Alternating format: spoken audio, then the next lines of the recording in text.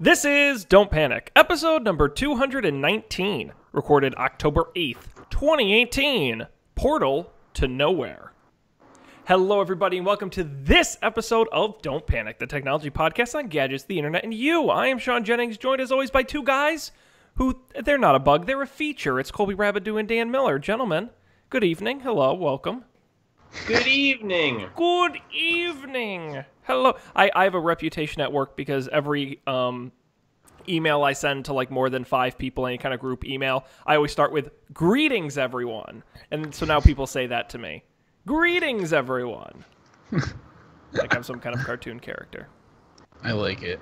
Yeah. It's different. I don't know. How do you guys don't write emails though. You do everything in Slack these days, right? Yeah. Yeah. If I send an email, something has gone terribly wrong. That's, oh God. Yeah, so no more salutations. You just you must just dive right into no more hellos. Did you sign your things? Thanks, Colby. Best of luck, Dan. I never sign things. Sometimes I say hey before, Hey. depending on who the person I'm slacking. I mean, it is for horses. I will That's true. sign my depending on the email. If I'm asked me something, I'll sign with a thanks. If it's a super formal email or I'm sort of cold emailing someone, I'll do one of those traditional bests. Otherwise, I will put my name at the end. I'm not a monster. This isn't texting. You don't just end your emails.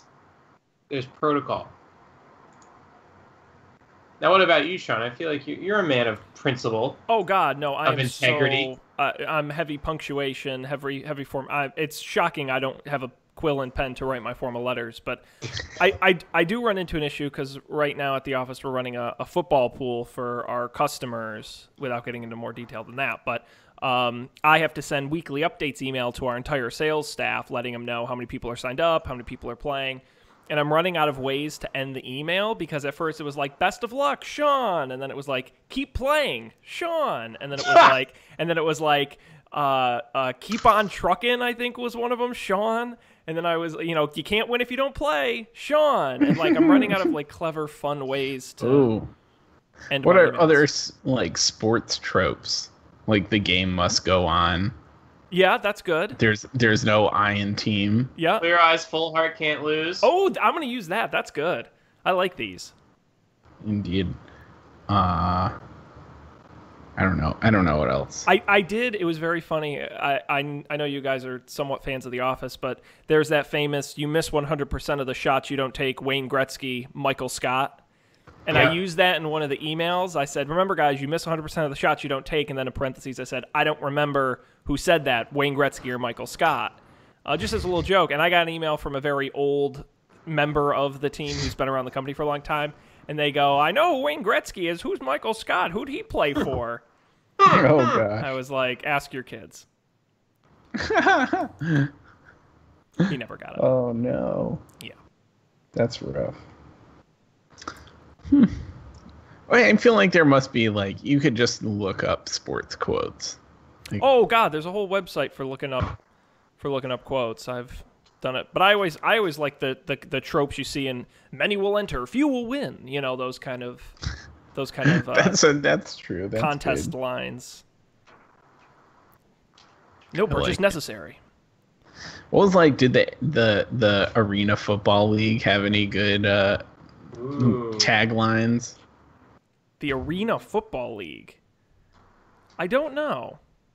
You don't remember Arena Football? I do remember Arena. I'm more of like an XFL, USFL guys, teasing my pick later in Is the that show. what I'm thinking of? What's XFL? XFL was the Vince McMahon one that was around for 1 year. The extreme football that they did for 1 year. Was it the one they played inside? No, that's arena football. I know that's still a okay. thing. I only like football leagues that don't exist anymore. Oh, see, Arena football- Arena football's still a thing. Oh God, yeah. Yeah. I thought Absolutely. I thought it went away. No, Maybe arena I just football- stopped paying attention. That is way more likely to be the outcome. No, arena football still they got a Wikipedia page and everything. Although it's funny, what I love about leagues like arena football is when you look at their Wikipedia pages, their teams constantly move and change. And so tracking the leagues is impossible. Right now, they have 4 teams in arena football and a 5th team that's, quote, on hiatus. So, not doing great. Not doing great. But Albany's got one. Albany, New York, the Albany Empire. The Albany Empire. That sounds very foreboding.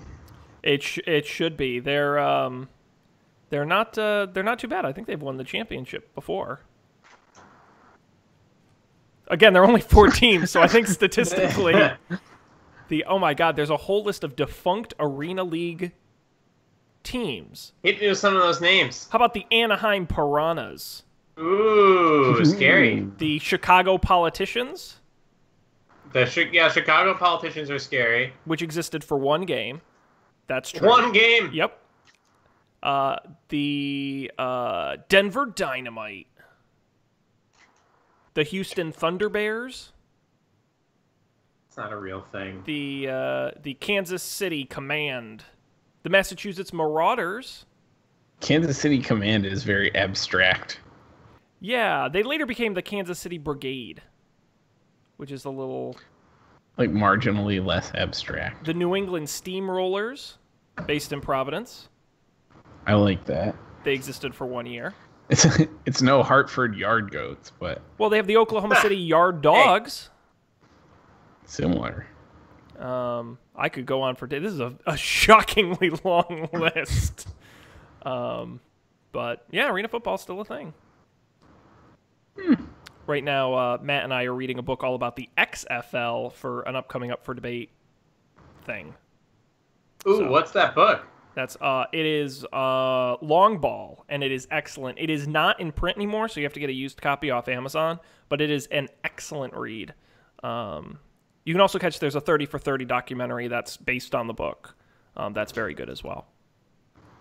Is that the ESPN thing? Yep. Cool. Yeah, so keep an eye out for that.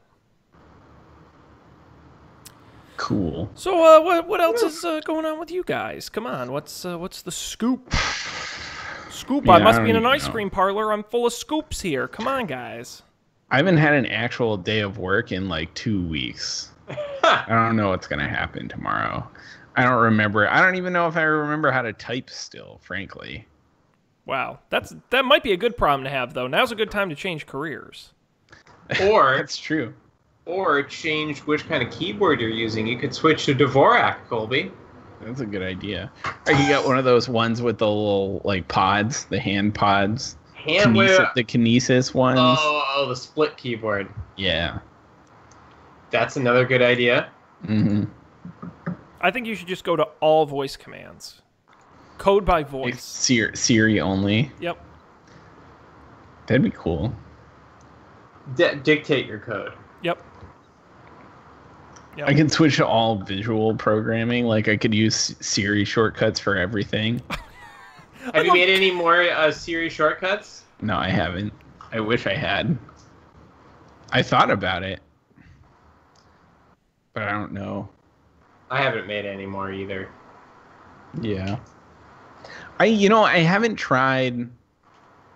Like, presumably you can feed information to Siri to read to you, right? Is that true, or is that a poor assumption?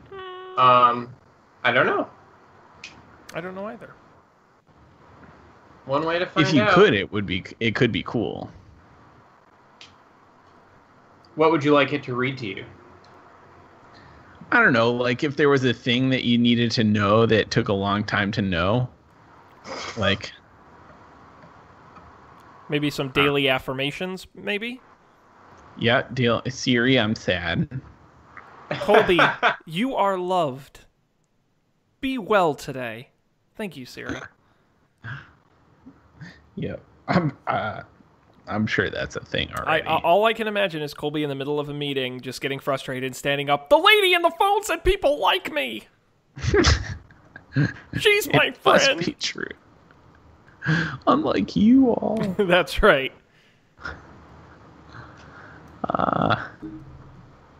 Yeah, I'm gonna have to think about that more. I should have done that today. I didn't do very much today. Would have been a good Now, Colby, you had opportunity. the day off today. I did, yeah. And Dan, did you have the day off? I sure didn't. Oh boy, you missed out on nothing. Columbus Day is a very weak-ass holiday. It sure is. It definitely is. Although there are fewer people on the subway, so that was nice. Sweet. It's But always I'm sure there exciting. was some kind of parade or something. No, What? I just not that I saw. Huh. Oh, what do you know? I don't know what the parade would be comprised of. Pumpkins? I don't know. Fall things? That's really what I assume with Columbus Day. I did see a giant pumpkin get dropped from a crane in someone's Instagram story this weekend. Nice. It was pretty cool. That's exciting. Now, Columbus Yeah. Day, back where I'm from, meant the Ramble. And Ramble Fest. And you say, what's the Ramble? Ooh. The Ramble is the whole town would get together and a whole bunch of the town would climb the tallest mountain in Massachusetts, which Colby's climbed. Yeah. And the town was at the base of the mountain, and so at first thing in the morning they'd get everybody, they'd climb up to the top of the mountain, and then buses would take you down, and then you'd party for the rest of the weekend. That's Mount Greylock? Mount Greylock, that's right, tallest in the state. It sounds like a location from Lord of the Rings. It does. Well, a fun fact, and a lot of people, J.K. Rowling announced that there are the 4 major wizarding schools around the world, and the one in America is on Mount Greylock. Swear to God, that Whoa. is totally a real thing. What? She came right out and said that. It makes a bunch of sense because, like, it's got the name for it. That's all I have to say about that. I have to look up the name of it because I always forget. But now they're trying to turn it into like a touristy thing. No. It's Livermore. Livermore. Which it says here is located on Mount Greylock in modern-day Massachusetts, in a hidden castle. But they're trying to, like, they now have like a wizarding festival every year, and they're trying to turn it into a thing because there's really not much else going on there, if I'm being honest. When does the book about the American school come out? I'm waiting. I guess that's what these movies are a little bit about, the Fantastic Beasts movies. Yes, the Crimes of Grindelwald. I think they definitely should come to America in one of these, and visit the school. Oh my God, there's a whole Wikipedia page on the school that's never been mentioned in any of the books. That's crazy. Awesome. I'm totally It's never been mentioned. Who is writing this shit? I mean, they have like the head, the founder of the school. Like Who's that? Oh, well, that would be Isolt Sayre, co-founded with James Stewart, who is not a very wizardy name. No. That's very boring. Very boring. That's crazy. Oh my God, they got schools. They got 4 schools. You want to know their schools? Yes. The Horned Serpent, Wampus, Thunderbird, and Pukwudgie. Pukwudgie. Yes, Pukwudgie. I'm sorry, those are names of what? The schools, kind of like Gryffindor and Ravenclaw, but like their versions. I see. They're called schools instead of houses in America. Oh, look at this. When a student starts their education, they step onto a Gordon knot on the floor on the center of the entrance hall, and the carved statues react to which house they go into. It's like the Sorting Hat. It's just like Hogwarts, but America. This is crazy. Okay. Anyhow, I couldn't help it, but that's a little fun fact about Mount Greylock there for you. Nice.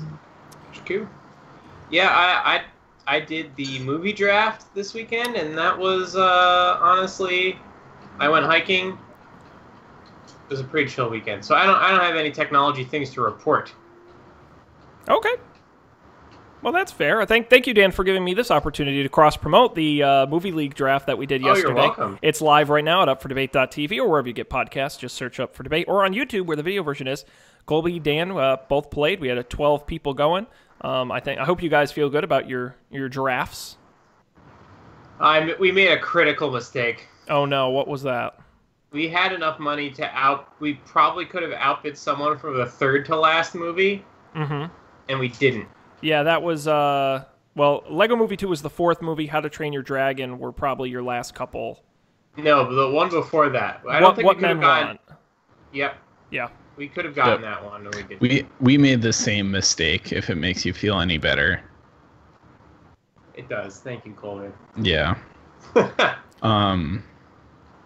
Yeah, we'll see. I thought. I feel like. I'm thinking Lego Movie is going to be the biggest movie of the winter time, and like it being towards the end of the draft made it a weird dynamic where it was like, should I save like irrational parts of our brain were like, save your money for Lego Movie, but like only one person could get it. So Right. I don't know. It was weird. I will say, It's tricky. Tricky is the word. Of everything, we did a whole hour of bidding, 30 movies, 6 teams of 2. I'm still blown away that Matt spent $27 on the basis of sex. The very small Ruth Bader Ginsburg biopic. I will never get over that.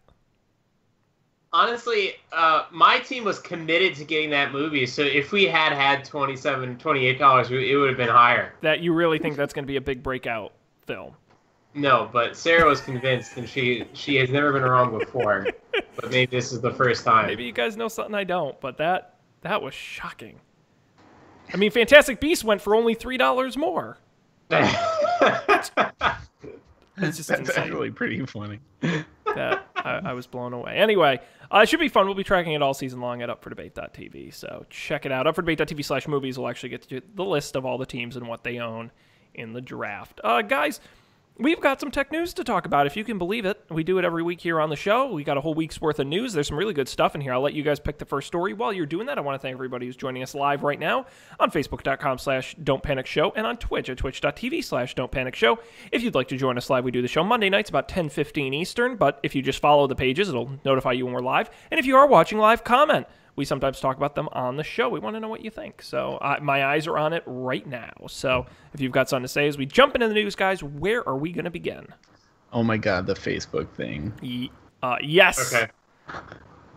People have been demanding, Facebook, when are you going to make creepy camera and microphone hardware you want to put in my home? That doesn't really do much and is very expensive. Well, good news, America. Facebook announced today the Portal.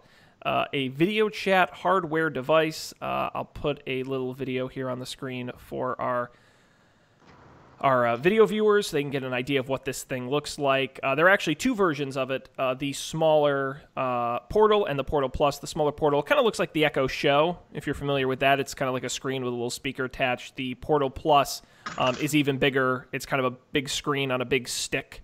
The details around this.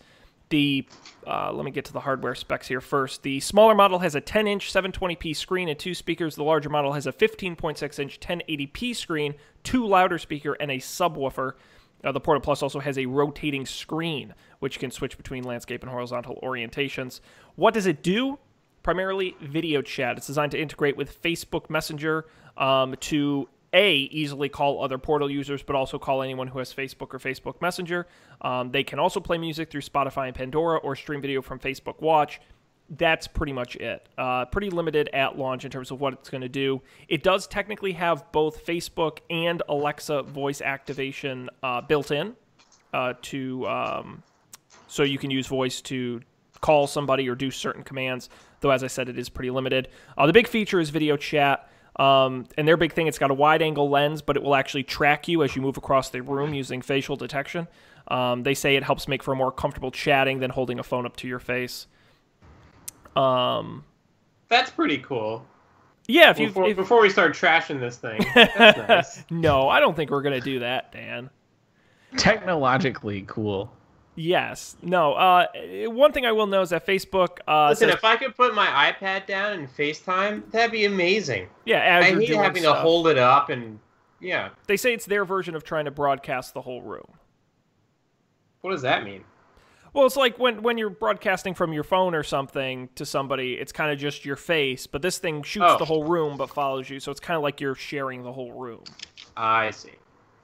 Now, there's no video recording built in, and privacy is a big deal. It will come with a camera cover and a hardwired camera and mic deactivation button that actually cuts the circuit. It's not just a software off button. So they say they take it pretty seriously in that respect.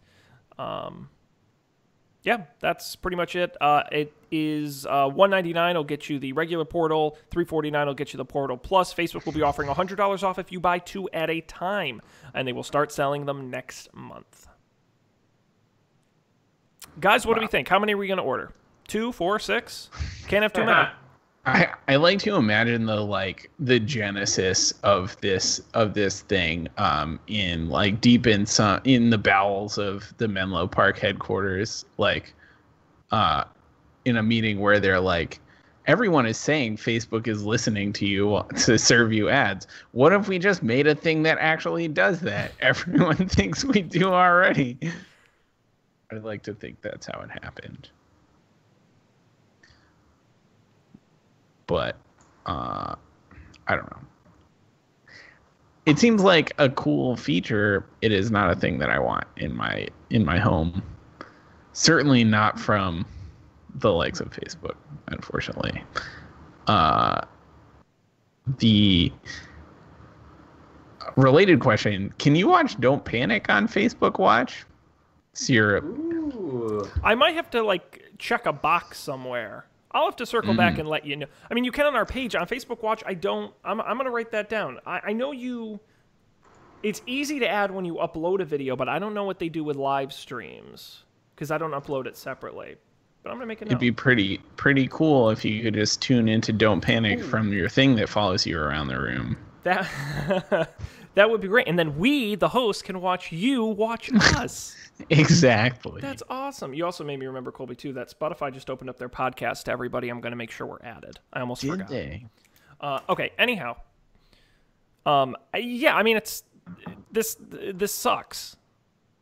This thing sucks. I'm going to come right out and say, I'm not going to hold back. I think it's a cool idea. I think it's a neat idea on paper. I think, like, maybe putting this in an office would be cool. Like a conference room, this would be really neat. But, like, that actually would be really neat if the conference room camera like looked at who the F was talking, as a person who is often in on the other side of a Hangouts meeting with a gajillion people. Mm-hmm. But in any case, continue. No, I'm with you. I just think like, who is this? Nobody wants. Who wants this? I'm legitimately like, this is such an on-paper idea where it's like, oh, yeah, no, we need people to use Facebook video chat more. All right, well, we'll just put a camera in the screen and they'll just... It's like, first of all, and we can have a bigger discussion, I'm not convinced that video chat is the future. Ooh. Hot take. Say more. Sizzle. I think there's a reason why it hasn't caught on, and I don't think it's a technology problem. I think, we've had... It hasn't caught on? I don't think it has for the average consumer. The old does my mom do it test, where it's like, does my great aunt know how to do it test? I feel like video chat has become Kleenex by FaceTime, or I would people agree say they do FaceTime. it the best. I would say they do it the best, but I don't know how even when they often meet in people Skype do it. or whatever Android has. Oh no, I'm with you. No, FaceTime is the best, and I'm telling you, if Apple put out a device like this with FaceTime on it, that's a no-brainer for them because they've got a huge built-in market. Yeah, that's true. I wonder if you'll ever see a HomePod with the HomePod on the screen. I bet they will. Maybe in like 5 years or something. The new when they Apple finally TV. get there. The new Apple TV. We were waiting for Apple to make their own TV set, and maybe this is it. It'll just be a little 8-inch. Well, they'll just duct tape an mini. iPad to the HomePod and Yeah. call it a day. But I think and I think this is why we talked about this on the show previously. Amazon to the new Echo devices with screens is adding Skype support because people weren't using the Amazon video chat between Amazon devices. I agree FaceTime is close. I just think this is something people don't have a lot of interest in doing. I think it's more of a hassle than just texting somebody or calling somebody by voice. I just don't know.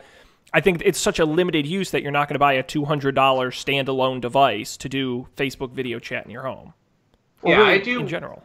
I do wonder if is anyone doing this sort of now. Is this going to offer drop-in functionality like the Amazon Show has?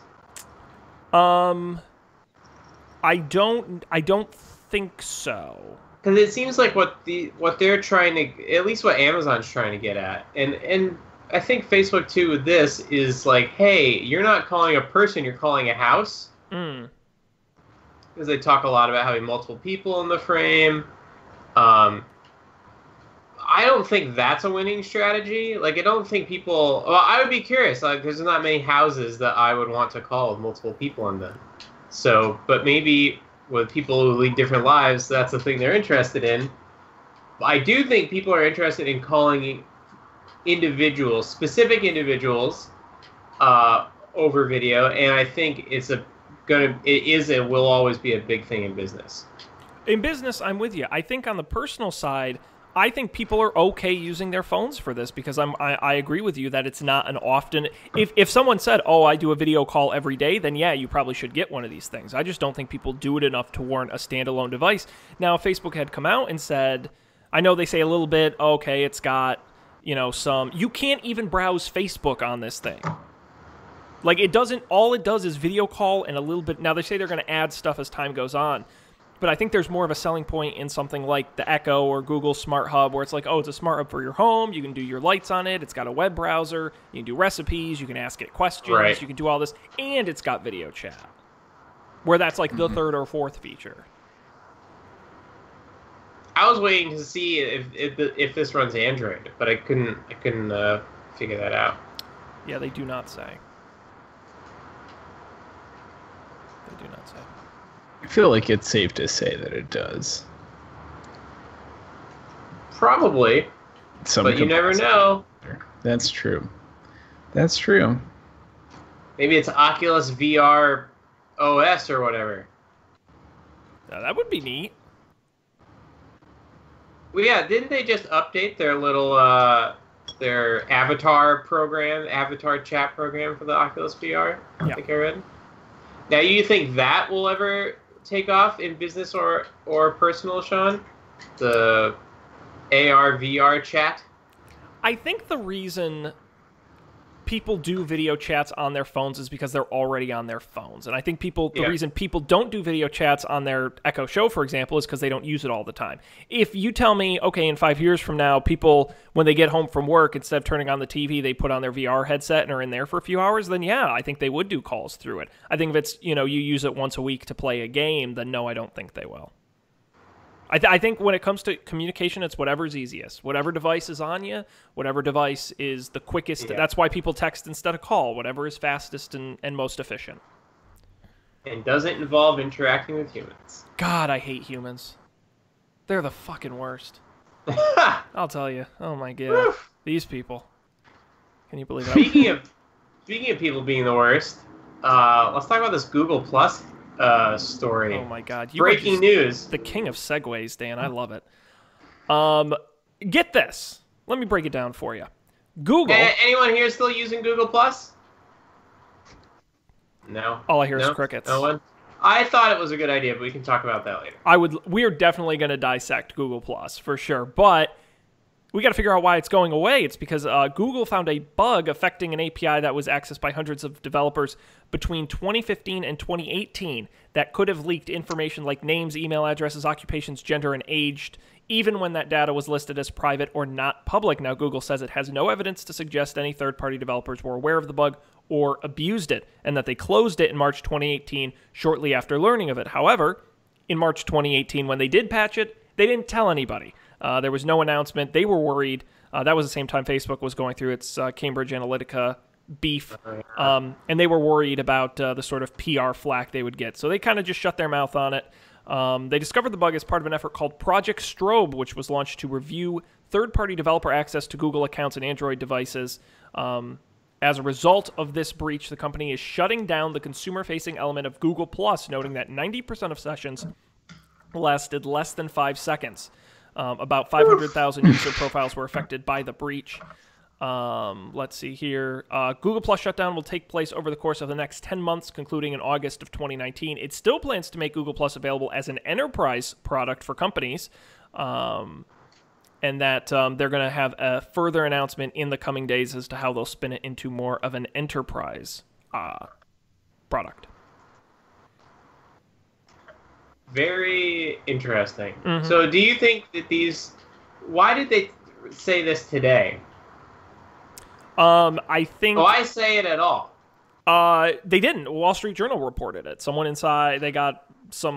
spoke up and said something, and... So then they're like, well, while this bad press is coming out, let's also announce that we're just going to shut this thing down. I bet they were going to do it eventually, at some point this year anyway, and they just used this as the opportunity to roll it in. Because now it's not, oh, we failed at making a social network. It was buggy and bad security. We got to shut it down. So I think it's probably more of a PR thing than anything else. Google's very good at that. Yeah. That's too bad. I wish Google Plus had succeeded.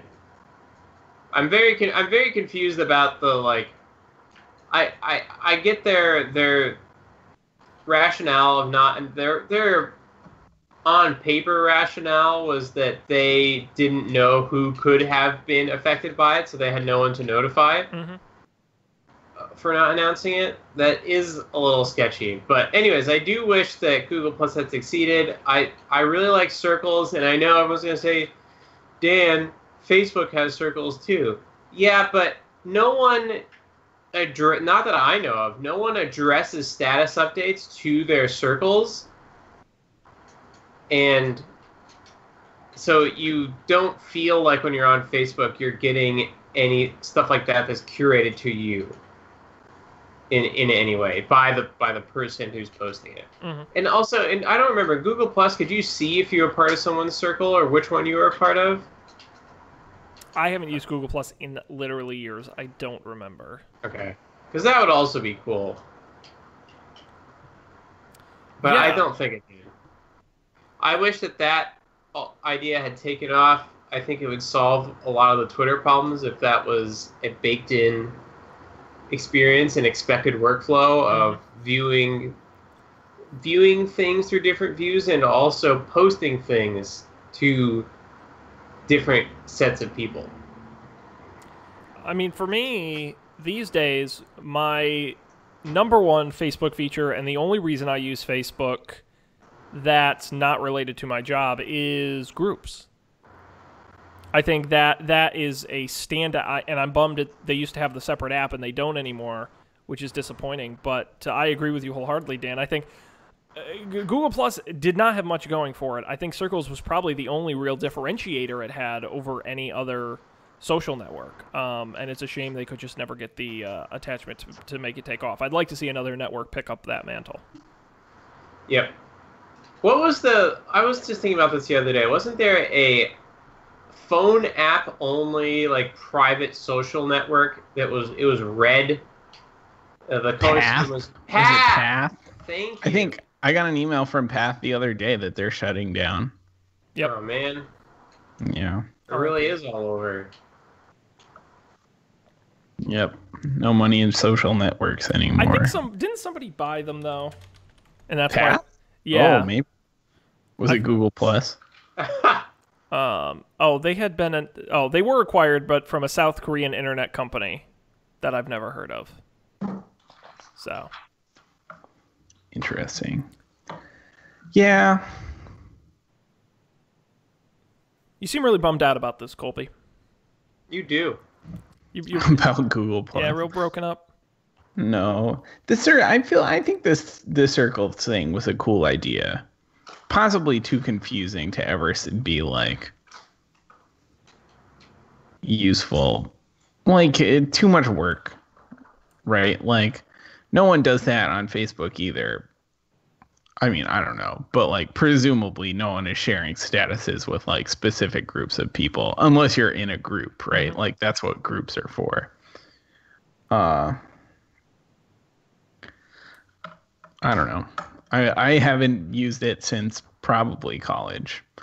Or I haven't used it on purpose. I'm sure I accidentally ended up on a page at one point or another. But certainly not something I'll miss. The biggest issue I think Google's going to have is that they tried and barely succeeded to integrate Google Plus into all parts of their business, where they totally screwed up how YouTube profiles work with Google Plus. That's a nightmare. They never fully integrated it into Gmail or anything. It's going to be weird to see how they address this as they start stripping it away and how they manage because Google Plus was supposed to be your Google account. So I'm curious if they have any alternative for consumers moving forward, how they're going to treat that across their services. I mean, maybe that underlying account thing is still the thing, and just the Circles Google Plus, the website. Yeah, that would make sense. That makes sense. It'll be interesting to see what they do on the corporate side with Google Plus. Obviously, Hangouts originally a Google Plus tool and spun out into its own. Right. So something came out of it at least. Yeah. That's true. Not all bad. I mean, it did leak a lot of people's information, but, good for companies, good for corporate. So. Yeah.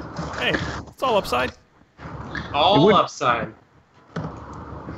It would be cool to have some kind of Facebook groups-esque dedicated thing.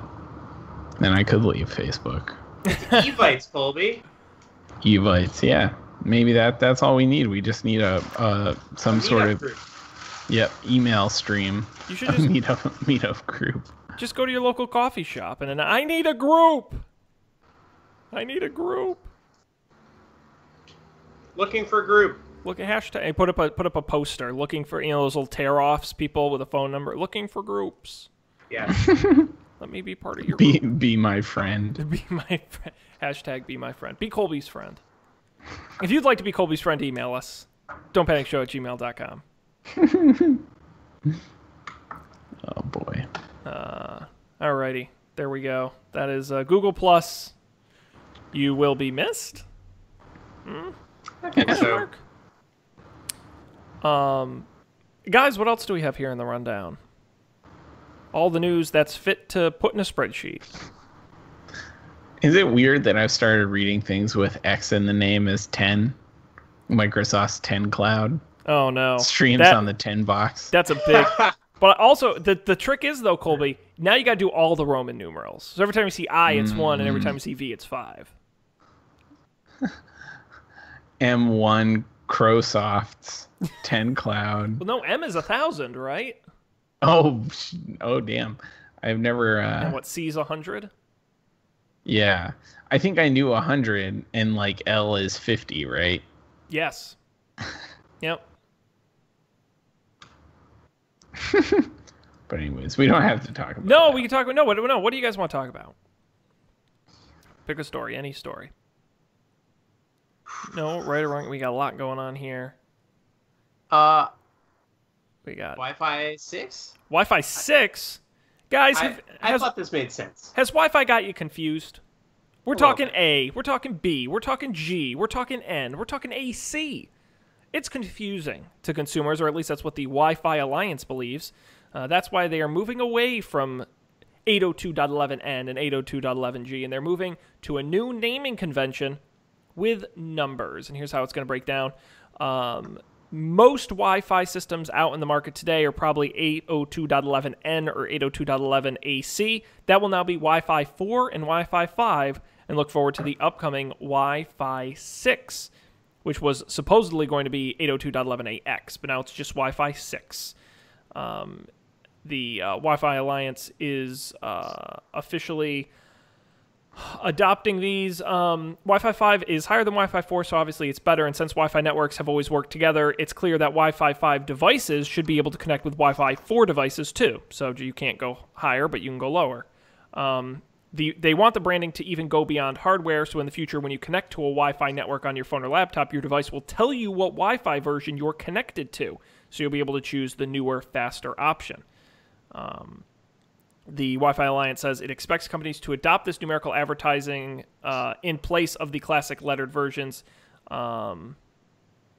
Yeah, so there you go. No specific date as to when this changeover will happen, but it is happening. I think this makes a lot of sense. Those letters were meaningless. Gibberish. Did they go down? No, they didn't go down because we went from N to AC. Yeah, but there already was an A, which is confusing. Right. BAGNAC. All right, best and worst Wi-Fi standards, go. What? Well, okay, the best is obviously G, right? Are we trying to rank G was the them? Wi-Fi standard that made Wi-Fi actually, viable. I don't know. I mean, I remember A. You remember A? I remember A. I remember going back to A. Episode title. A was something, but A was slow. A was slow. Now, A came before B, right? A was after B. Oh, A is yeah. Wi-Fi 2. And was it... Naturally. Now, right. And if I recall, A came after B. Yes. So one was faster but had shorter range than the other, and the other one had longer range but was slower. Do you remember which one was which? No. Yeah, anyways, I think B is definitely the worst. Yeah, I think we can all agree B is the worst. But A is not that much better. Depending on which, I would rather have long range and slow than short range and fast. So if that's what A was, then I think A was actually the worst. I think A was more popular than B. Was there ever an AB? Well, they could get routers that did A and B, I think. Oh, that's confusing. Right. It's like Wi-Fi 2.5. Right, and then you got the ABG routers and the ABGN routers. They had ABGN routers? Yeah. What? At some point, pretty sure. those signals gotta just not work at some. That's crazy. I wonder if you get a router today. Is this a Wirecutter router? Support B? I'm gonna check right I now. don't know. You find out.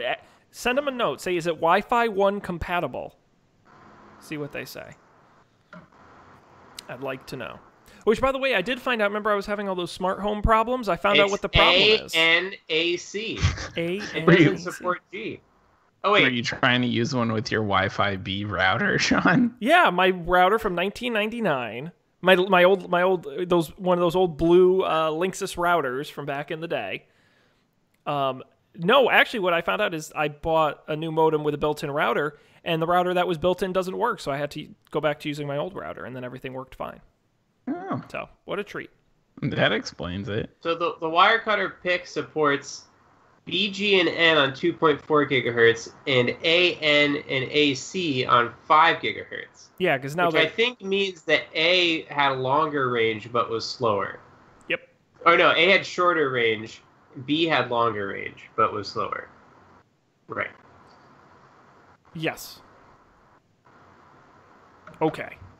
All right, so you could connect your wireless A and B devices to top-of-the-line hardware even still today. That's neat. That's neat. I wonder what, public Wi-Fi hotspots are. Because they don't have the latest technology in those, I wouldn't think. I feel like they're off in G. But more and more they've become N and AC, I feel like. But don't you think that'll be confused? So let's say you're, at a McDonald's or something, and you're connecting to the Wi-Fi there, and it's like, oh, it says Wi-Fi 3. That's really crappy. That's not. You think that'll confuse people? Be like, what does that mean?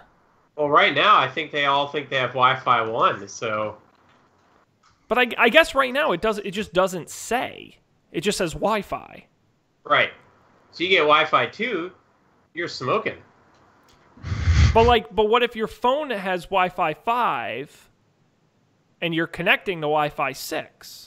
It'll work, but then you'll be like, oh, that might be one too many. Like, you could have too many Wi-Fis. That's true, but if you had that many Wi-Fi, if you didn't have enough Wi-Fis on your phone, you wouldn't be able to see how many Wi-Fis that hotspot has because it wouldn't show up. That's true. That's true. You've got me there. You've got me there. Well, hopefully this will work out. I mean, it's the Wi-Fi Alliance. They know what they're talking about. These are the real deal folks. It's an alliance. The Wi-Fi Alliance. I wish I was in an alliance. Can you imagine how awesome those meetings must be? Oh my god. Must be party animals. I wonder how many alliances there are out there. I would bet there are a lot. I'm trying to find out who the member companies are of the. Can we start the coffee and beer alliance? The coffee. Okay, who would be in the coffee and beer alliance? Well, I think, Sean, this is our monetization strategy. Okay. Open to all comers, but there is dues. There are dues. So this is what we're calling our Patreon now? We're just not allowed to call it that? It's the alliance? Well, you gotta keep it fresh and interesting. Just like our shows. All right, and what if they pay their dues, Dan, what are their benefits? Well, they get to say that they're part of an alliance, for one. Maybe we can send them like a badge? Or a tote bag? We got tote bags. Yeah, we got some merchandise we gotta move. So I am out of Don't Panic. I have one up for debate tote bag left. Okay. And that all the other tote bags are gone. They've all been given out. All right, never mind. No tote bags. But I do want to do T-shirts. I was thinking about that today. I really want to do T-shirts, but I don't think anybody wants a T-shirt. We could take topic suggestions. Yes, from the members of the alliance. That'll be so we'll have the different levels, right? Because there'll be like the contributor level, but then there'll be like the sponsor level. Yeah, but we can't call it that. It's an alliance, Sean. Well, okay. Well, there are members, and then there are commandos. Commandos, okay. And generals. And is a general above a commando? Yeah. Okay, and then what's above a general? There is nothing. Host. Yeah. Host, general, commando, member. Wow. Mm-hmm. That's awesome. Friend of the show, Emily, says she's interested in both tote bags and T-shirts. Okay. If you want to be part of an alliance. I don't know. Let her know about the blood pact she has to enter into to be part of the alliance. All right. Because that's a pretty important step. That's we are blood brothers here. Right. You can't get around that. You can't just skirt that part of the part of the agreement. It is a requirement. Mm-hmm. And by the way, if anyone out there does want to buy a Don't Panic T-shirt, please email me. I will sell you one. I will do it. I have a nice design. It is very funny. I have the only Don't Panic T-shirt in existence. The test print I did to see if it would work. And it did, and I wore it to Home Depot the other day, and I kid you not, I saw someone at Home Depot wearing a Don't Panic, It's Organic shirt. It was like our arch rivals. That's so weird. I wanted to confront him. I think us and Don't Panic, It's Organic should team up to take down the newcomer on the scene, the Don't Panic sex talk podcast. I don't even know what to call it.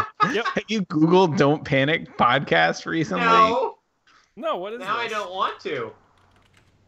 I'm gonna. I mean, things could have changed. How are we not the first result? We got an SEO, man. I know. Here we go. Tune in each week to hear stories about love and sex from guests living their dreams in a diverse sampling of all the possibilities for consensual adult relationships. Your guides are Magenta, the kinky poly sex educator and sex positive advocate, and Shayna, the monogamous happy vanilla sex positive explorer. Okay. We don't even get above letsnotpanic.com. Guys, what is Don't Panic Geocast? It's a what's that called? Geocaching podcast. Guys, did we Google the name before we picked it, or did all these people come out afterwards? I remember. I'm pretty sure when we started doing it, only Don't Panic, It's Organic was a thing. This is awful. This is upsetting. It's pretty messed up. Yeah, we're gonna work on this. Our logo does come up in the Google image results, though. I did see that. Because it's such a sick logo. But anyhow, alrighty. let's continue on. We've got time for one more story, guys.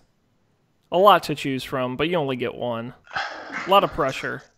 I believe in you. Let's talk about this Nintendo Game Boy case. Yeah, let's do it. Many have tried. Most have failed. But could Nintendo do it? We'll find out. They patented a patent file that was filed this spring. It's a case that would fold over a smartphone, showing the classic rectangular Game Boy design.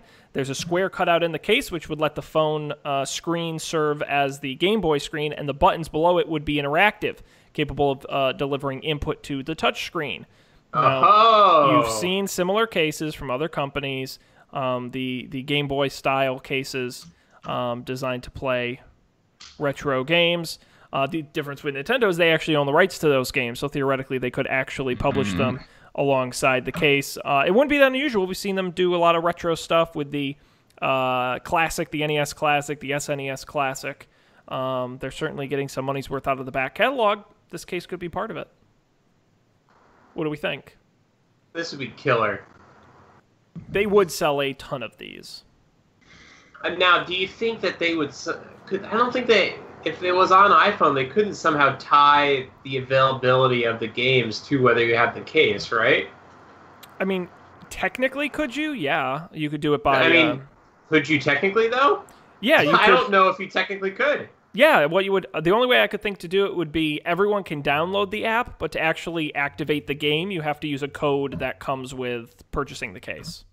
An individual one-off code. That'd be clever. But, honestly, like, I don't even have nostalgia for these things, but I would probably get this. Absolutely. Just even I would not necessarily even for every day, but for plane rides and stuff, it'd be pretty cool. I would also think that for these games, based on the location of the Game Boy buttons, you would need the case to play the games, even if you could download it, because I don't think your fingers could... I guess a third-party knockoff case, maybe, but... Oh, yeah. It might be awkward. But I would think that they couldn't price this thing particularly aggressive, because I think they would want to make... whether the games are free or not, I don't know, but I would bet they could make money on the games, not the case. I mean, they could give this thing away and make money on the games if they really wanted to. That'd be a very Nintendo thing to do. I mean, the NES Classic is competitively priced, at least. I mean, I wouldn't call it cheap, but it is, competitive. So I don't think they'd really go crazy on the price of this thing. I'm excited. Give it to me, Nintendo. Well, I did see an article today, Dan, that there are already rumors of the next Switch coming out next year. I saw that.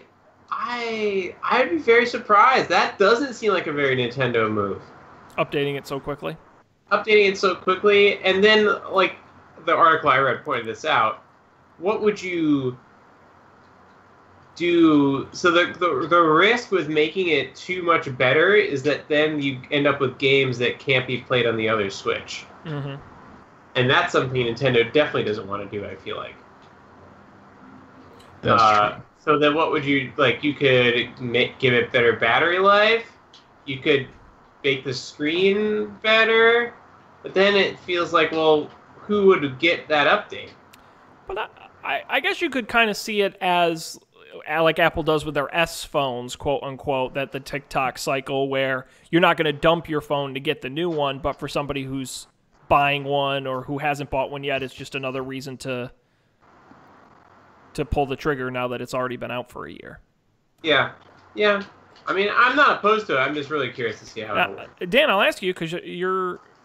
Colby, do you own a Switch? I don't remember. Not yet. I'm going to get Colby one of these days. Maybe he'll get the new one. Honestly, I was going to say, like, them doing a new one might convince me to do it. Uh-huh. I feel like I'm teetering more and more. That new Mario Party just came out. Now that might get me to buy one.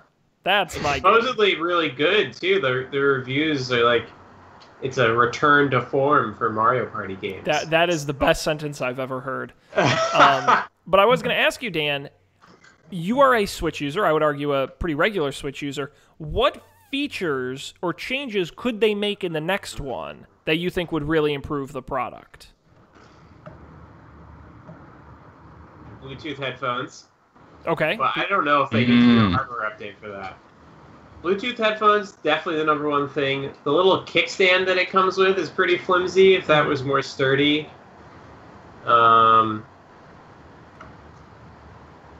If the screen was 1080p, I feel like that'd be cool. It's only 720p, but it's also really small, so like... How much are you going to notice? Right. Yeah. Those would be the big things. I mean, the controller in the handheld mode is not super comfortable, but it's also in the handheld mode. So, like, and if you're bringing it on a train, you can bring your real controller with you and connect it just fine. So, yeah, Bluetooth headphones, that's the number one thing. Oh, and changing where the USB-C, this is the second thing. Right now, the USB-C port's on the bottom, which means that when you have it with the kickstand on like a tray table on a train, you can't also be charging it, or like it's super awkward to. That's a bad I feel like decision. if you put the game cartridge thing on the bottom and the USB-C on the top.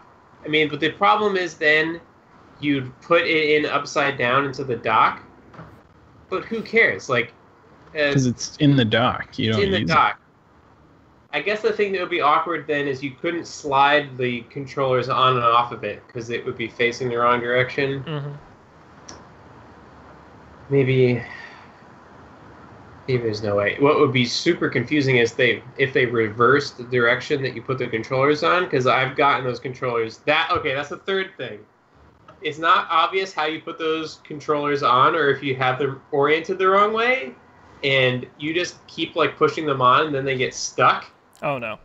Yeah. But then that would be a problem because then all of the old ones wouldn't be compatible with the new structure of sliding them on. Yes, if you're they right. adjusted it. But one thing, Dan, they could just flip the kickstand upside down. So they don't have to actually change where the port is, just rotate the kickstand. Well, I guess the other thing you could do is make it so that it reorients the screen upside down. Yeah. Yeah, that could work. Oh, It can already do that vertically, I think, for certain games. Maybe it's just statically defined. I'm not sure. We are just solving all of Nintendo's problems here this evening. Solving the problems. Oh my goodness, I hope they're listening. We got good stuff for them. All right, guys. Well, we are out of time for the news this week, which means we're going to move on to picks, the part of the show where each of us brings something we want to share with the world.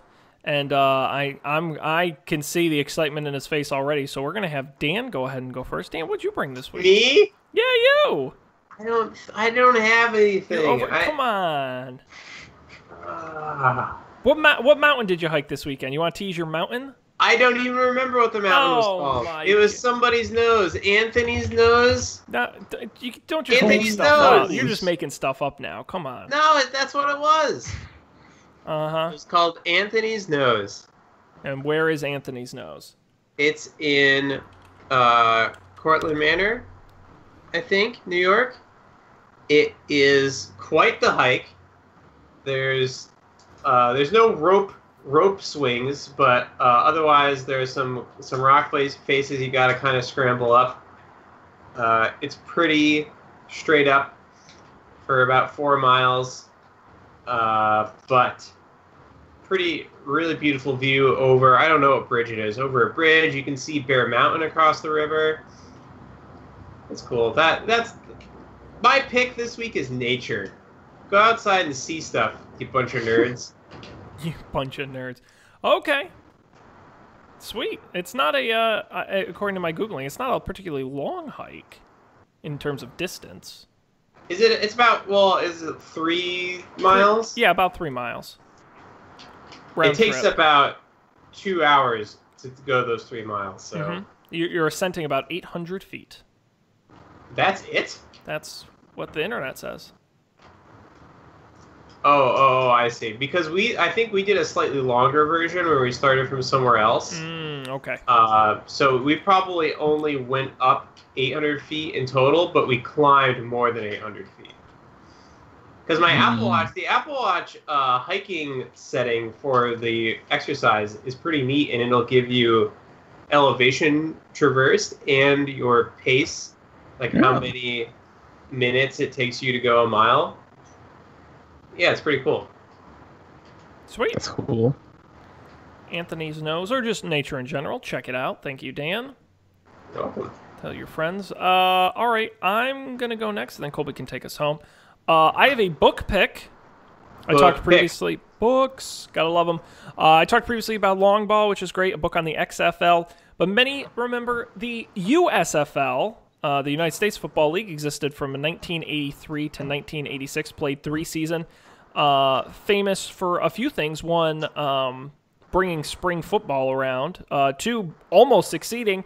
And 3, guys, you'll never guess who sunk the USFL.